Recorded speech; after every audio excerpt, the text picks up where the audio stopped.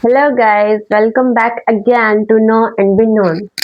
So we are completing our non-verbal communication now in the communication part, and here in the previous class we have done the facial expressions.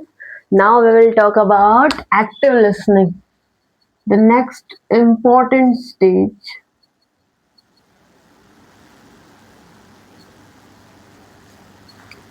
Active listening भी ठीक है, नाम से पता चल रहा है कि ध्यान से सुनना। सुनना समझने के लिए, सिर्फ रिस्पॉन्ड करने के लिए नहीं, अपने आप में समझो उस चीज़ को, अगले वाला कहना क्या चाह रहा है, सीखो।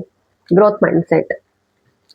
एक्टिव लिसनिंग, एक होता है ध्यान से सुनना, एक होता है ध्यान से नहीं सुनना, और एक होता है ध्यान से सुनने जैसा लगना।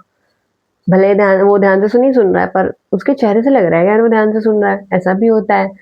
क्योंकि आपने देखा होगा कई बार, जैसे कोई मैम पढ़ा रही है या कुछ भी हो रहा है तो लगता है कि कोई लड़का तो जैसे वो तो बहुत ध्यान से सुन रहा है, फिर जब उसे पूछा जाता है क्या पढ़ा रही थी, थोड़ा बहुत बता देता है एक आधा वर्ड की क्या पढ़े थे, पर नहीं बता होता कि एक्चुअली पढ़ा क्या रही थी।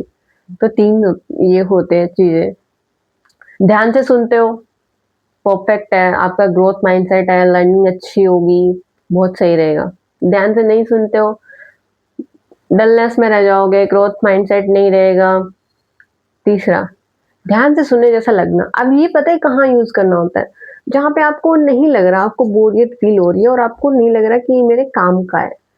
होता है, बहुत सारी चीजें होती हैं लाइफ में, सब गैदर करना भी पॉसिबल नहीं है और नहीं करना भी चाहिए। तो कई कई ऐसे स्टेट आ जाती है ना जहाँ पे या तो ये होता है कि जैसे वो चीजें आपने पढ़ ली हैं, गैदर कर ली हैं, वो वापस से रिपीटेड हो रही हैं, या फिर कोई टॉपिक ऐसा चल रहा है जिसमें बिल्कुल इंटरेस्ट नहीं है, या कुछ और काम करना है वो रिलेटेड ही नहीं है बट फिर भी सुनना पड़ रहा है, तो वहां पे आपको करना चाहिए ध्यान से सुनने जैसा लगना। वरना आपको ध्यान से ही सुनना चाहिए, बिकॉज अगर एक्टिव लिसनिंग रखोगे, ध्यान से सुनोगे चीज़ों को, तभी आप अपने अंदर ना वो कॉग्निटिव पार्ट डेवलप कर पाओगे। और फिर जब कभी सिचुएशन में आपको कुछ बोलना होगा या फिर किसी डिसीजन को लेना होगा, तो you have that experience, you have that knowledge कि आप वो डिसीजन ले पाओ। एल्स आप वही डलनेस, एक्टिवनेस, वरीनेस, सैडनेस रहेगी। सो हमें वो नहीं करना है, हमें एक्टिव लिसनिंग तो करनी है, और हमें लिसनिंग ही ज़्यादा करनी है। हमें बोलना क्यों है? कईयों को बहुत आदत होती है बोलने की, बोलते ही जाते हैं, बोलते ही जाते हैं। हाँ, पर जैसे होता है कि आप एक आधा फ्रेंड है आपका जो बहुत अच्छा है, आप उसी के साथ ज़्यादा बोलते हो, देन फाइन, वेरी फाइन। बाकियों के साथ आप ऑब्जर्व करते हो, एनवायरनमेंट को ऑब्जर्व करते हो, बाकी समय आप सीखते हो, लर्न करते हो, उस टाइम पे भी आप सीखते हो, बट होता है फ्रेंड के टाइम पे बोलना होता है भाई, ऑब्वियसली हम क्यों ही मिल रहे हैं। पर एक होता है कि ऑब्जर्व ज़रूर करना चाहिए। हर जो कम्युनिकेशन आ रही है उसमें ज़रूरी नहीं कि आपको ही ज़्यादा बोलना है, और ये भी नहीं होता है कि अगर आप ही ज़्यादा बोल रहे हो तो आपको ही ज़्यादा नॉलेज है। No, never. आप सुनो एक्चुअली में दूसरा कहना क्या चाह रहा है, कह क्या रहा है, सोच उसको अंदर सोचते जाओ कि अच्छा ये ऐसा सोच रहा है, वो बताता जाएगा कि आपको क्या है, ये है, वो है। और नहीं भी बता रहा है, कोई इंट्रोवर्ट है, तो जाओ ना, उसको अप्रोच करो, उससे बातें करो, उससे खुद उगलवा लो कि वो क्या सोच रहा है, क्या नहीं सोच रहा है, क्या वो चाह रहा है, क्या नहीं चाह रहा है। इसे पता लगता है पीपल के बारे में और अपनी अंडरस्टैंडिंग बढ़ती है। तो दूसरों को सुनते रहो। उसमें पहला, अगर कोई नॉलेजेबल बात होगी तो आपको ज्ञान मिलेगा, कोई एग्जाम्पल वो बताएगा या कुछ जो भी होगा। दूसरा, आपका म्यूचुअल रिलेशन भी बढ़ता है जब कोई सुनता है। ऑफिशियल वर्क में तो आपको ये होता है कि हाँ ये बंदा सुनता है, गौर करता है उन डिटेल्स पे, तो इसको प्रमोट करो। नॉन ऑफिशियल फ्रेंड्स वगैरह का एरिया है या फिर जो भी घर का माहौल है, दूसरे को सुनते हो तो अच्छा लगता है कि हाँ यार वो मेरी बातें सुनता है, बाकी कोई सुनता नहीं है। ऐसा आपने ऑब्जर्व भी किया होगा, फ्रेंड्स में होता है, कई कई बार लड़ाई झगड़ा होता है तो तू तू तो मेरी बात भी नहीं सुनता है, ये वो, मेरी बात काट देता है। किसी को अच्छा नहीं लगता कि कोई उसकी बात काट दे। अगर आपको पॉइंट्स हैं, आपके भी पॉइंट्स होंगे, ऑब्वियसली आपको भी अपने पॉइंट्स बोलने हैं। उसको कम्युनिकेशन में ऐसा तो होता नहीं कि वो वही बोलता जाएगा और आप सुनते जाओगे।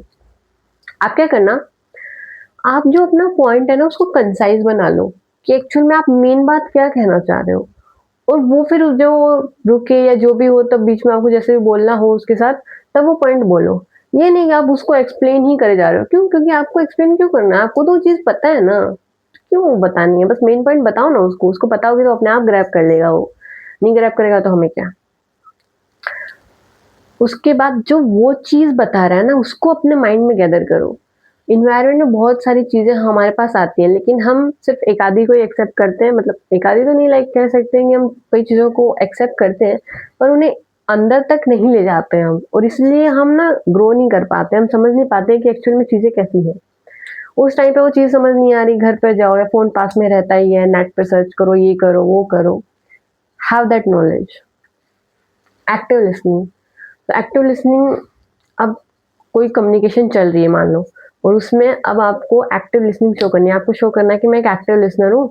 ये स्किल बाद में आप अपनी उसमें रिज्यूमे में भी डाल सकते हो, स्किल सेक्शन में, कि आपको एक्टिव लिसनिंग है, ये है, वो है, आप एक्टिवली लिसन करते हो, रीडिंग वगैरह जो भी है।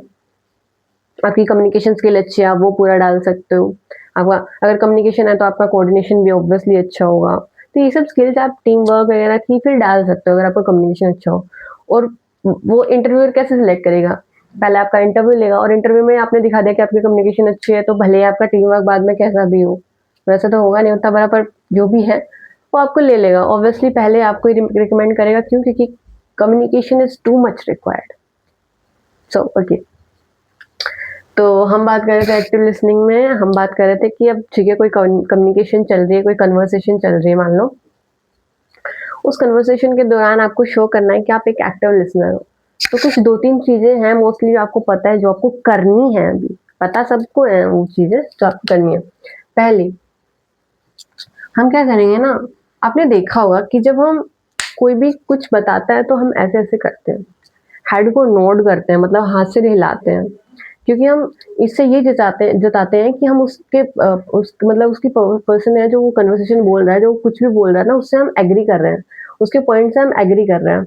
और हेड नोडिंग में ना ये नहीं कि देखो वो स्पीच दे रहा है अगले वाला, अब बार-बार आप वो डिस्ट्रैक्टिंग लगता है, बार-बार करते जा रहे हो। तो बस जो मेन या की एलिमेंट आता है ना, जैसे कोई मेन चीज़ वो बता रहा है, जिस चीज़ पे वो स्ट्रेस कर रहा है, एम्फसाइज़ कर रहा है, उस चीज़ पे ध्यान दो। जब वो कोई बात बता के रुक रहा है तो उस पे लाइक यस, हाँ, you are saying true, then सिर हिलाना है, ज़्यादा नहीं हिलाना है। और ऐसा नहीं कि आप हिला ही नहीं रहे हो, आप जस्ट लाइक उसको देख रहे हो, एंड इट्स लुक लाइक कि आप उसको स्टेयर कर रहे हो। तो हेड नॉलेज, ठीक है।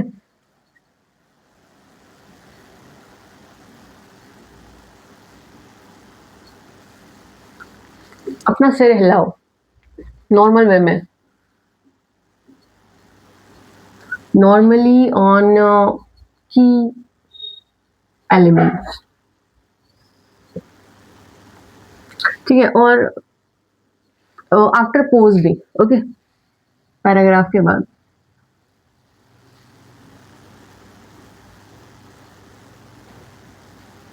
तो आफ्टर इट,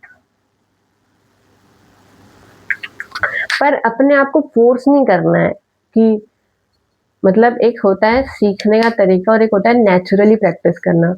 आप क्या करोगे कि कोई स्पीच दे रहा है, ध्यान से देखते जा रहे हो कि एलिमेंट मतलब क्या वो, मतलब अच्छा उसका अभी जैसे की एलिमेंट आ गया, मेरे को सर मिलाना, हाँ हाँ हाँ। फिर अगेन देख रहे हो कि कब पैराग्राफ पे रुक रहा है या कब फिर से की एलिमेंट आ रहा है, हाँ हाँ। नहीं, नेचुरल वे में। छूट भी जाएगा भले ही कहीं कहीं पे, तो क्या दिक्कत है, कहीं और पे हिला दो, पर नॉर्मल वे में देखो, रिलैक्स, ज़्यादा भी हिलाना भी नहीं है, थोड़ा बहुत उसको लगना चाहिए कि उसके पॉइंट से आप एग्री कर रहे हो, उसकी बातों को आप सुन रहे हो, आप उसकी तरफ देख रहे हो, आप उसकी तरफ आई कांटेक्ट रख रहे हो। सो दिस इज हेड नोडिंग, सिर हिलाना।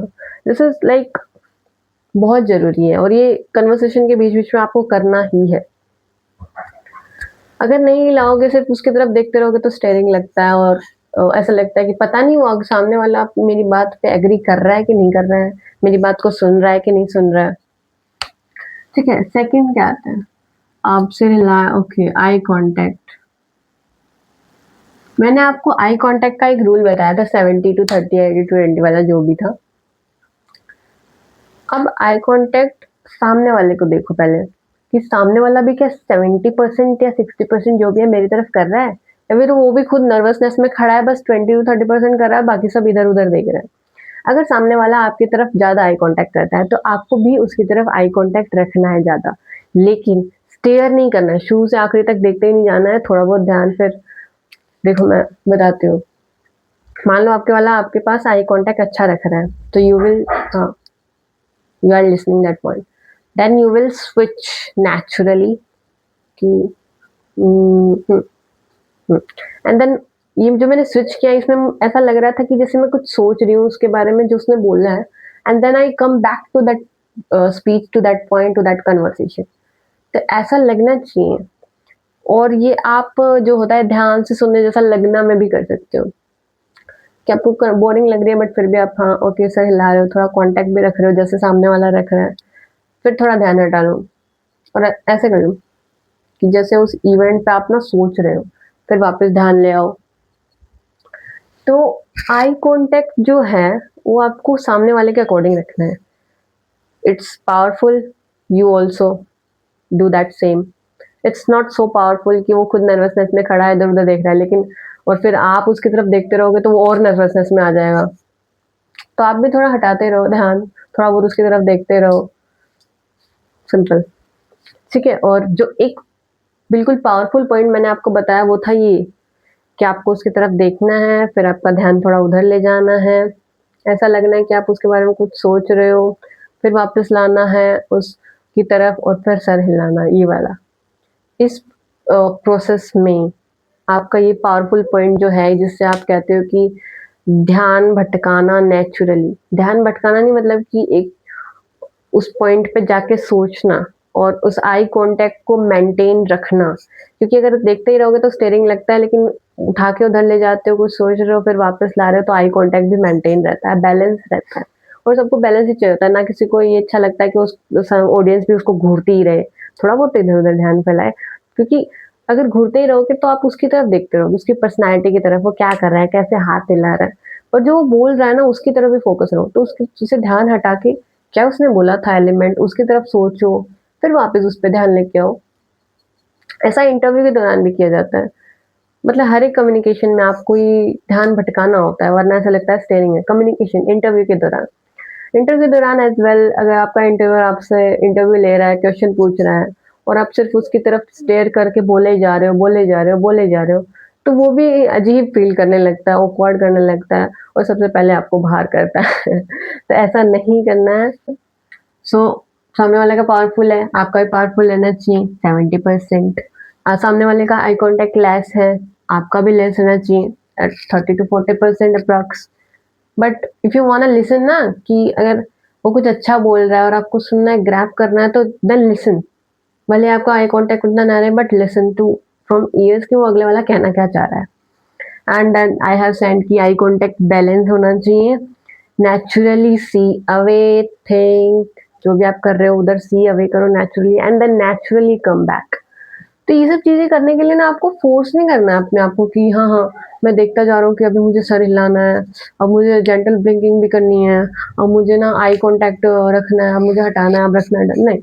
ये सब चीजें अपने आप को कभी फोर्स नहीं करने के लिए सिर्फ नेचुरली आएंगी। बस जस्ट आपको ना प्रैक्टिस करनी है। ठीक है। और फिर उसके बाद होता है gentle blinking. Sorry.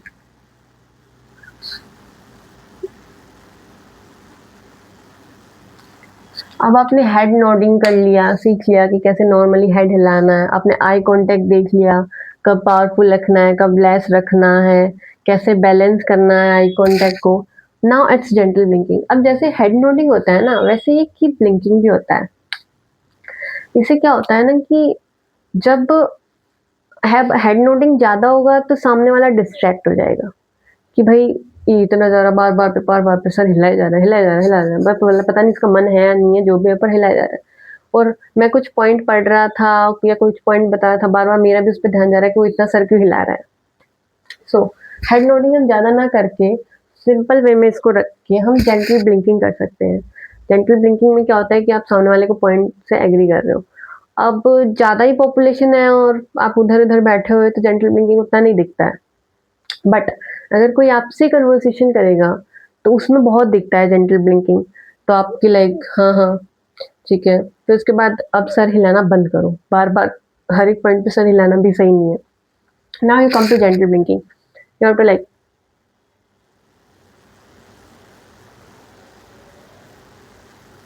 So this is gentle blinking कि येस यू आर एग्रीइंग, आप इनडायरेक्ट वे में आप उसको बता दे रहे हो कि हाँ मैं तेरे पॉइंट से एग्री कर रहा हूँ, तो सही बोल रहा है, मैं तेरे को ध्यान से सुन भी रहा हूँ।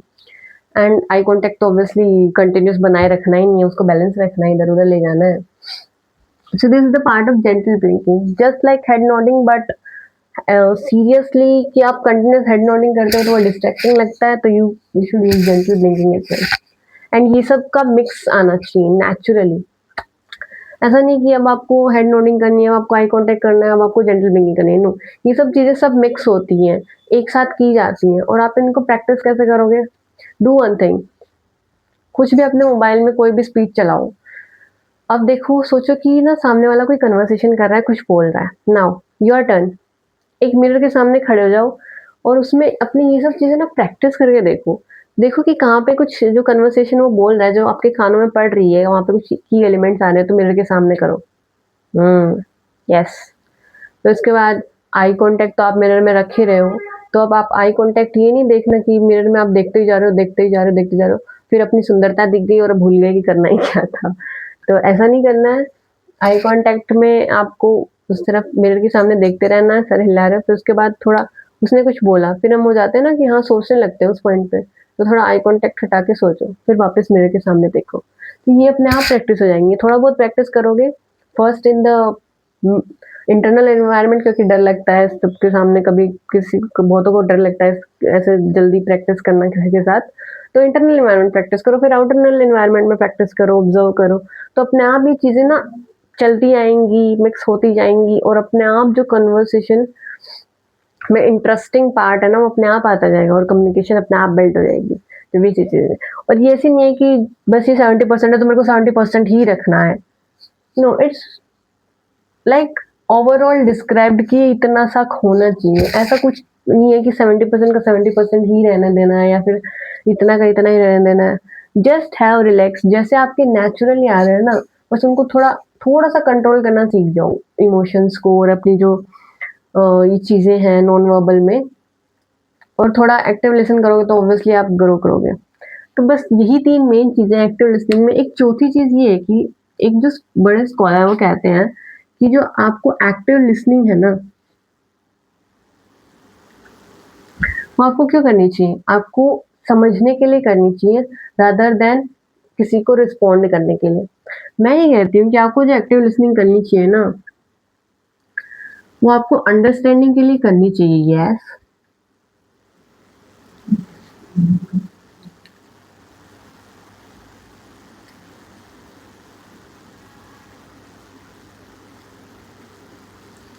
But not just for responding. मैं जस्ट और लगाती हूँ क्योंकि रिस्पॉन्ड हमें करना पड़ता है, हमें फीडबैक भी देनी पड़ती है, लास्ट में बीच में हमें रिस्पॉन्ड भी करना पड़ता है कम्युनिकेशन के टाइम में, so we have to respond.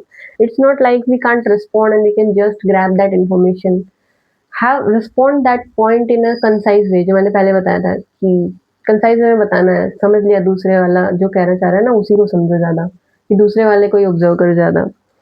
तो एक्टिव लिसनिंग करो समझने के लिए, सिर्फ रिस्पॉन्ड करने के लिए नहीं, और रिस्पॉन्ड मिनिमम टाइम ही, ज़्यादा रिस्पॉन्ड करो पर कंसाइज वे में करना है, और अंडरस्टैंडिंग, अपने आप को ग्रो करो, एक ग्रोथ माइंडसेट लेके आओ, एक्टिव लिसनिंग करो। Active listening is a too much powerful tool in non verbal communication where it shows two thing.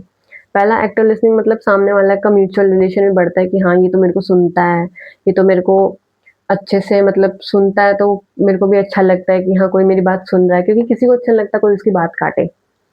पहला, म्यूचुअल रिलेशन अच्छा हो जाता है, टीम वर्क बढ़ता है, तो आगे ऑफिशियल वर्क में भी उसी को प्रमोट किया जाता है जिसकी ये सब चीज़ें अच्छी होती हैं। So that part done. And active listening is so much powerful. So today's motive is like कि आप मिरर के सामने या जहाँ पे जिस एनवायरनमेंट में आपको प्रैक्टिस करना है, किसी भी कन्वर्सेशन को लो और उसको सुनते जाओ और अपने एक्सप्रेशंस देखते जाओ, कैसे आप कर रहे हो, फेशियल एक्सप्रेशंस के भी देखो मिरर के सामने, हर एक चीज़ को प्रैक्टिस कर लो ना मिरर के सामने। कॉन्फिडेंस तो बूस्ट हो ही रहा है, प्लस आपकी चीज़ें भी बूस्ट हो रही हैं। इंग्लिश से लेके सब कुछ मिरर के सामने प्रैक्टिस कर लो, इतना अच्छा कॉन्फिडेंस आ जाएगा कि एक बार प्रैक्टिस कर लिया 1-2 महीने, फिर देखने की ज़रूरत नहीं कि आपको कॉन्फिडेंस कहीं पे कम लग रहा है या फिर जो भी है। So have that active listening, listen करो, ग्रो करो। फेशियल एक्सप्रेशन जैसे मैंने बोला कि देखो यार, जैसे मैंने बताया था जेन्युइन स्माइल और फेक स्माइल, देखो तुम्हारी जेन्युइन स्माइल कितनी अच्छी लग रही है और तुम्हारी फेक स्माइल कैसे लग रही है। एक बार ऑब्जर्व तो कर लो अपने आप को कि कैसा तुम बिहेव कर रहे हो, क्या कर रहे हो तुम? क्यों तुमसे लोग और अट्रैक्ट नहीं हो रहे हैं? क्यों तुम किसी को अपने साथ नहीं ला पा रहे हो? वो सब चीज़ें सॉर्ट आउट हो जाएँगी अगर तुम कर रहे हो। So today is that much. Thank you so much for coming. Till then next video, bye bye.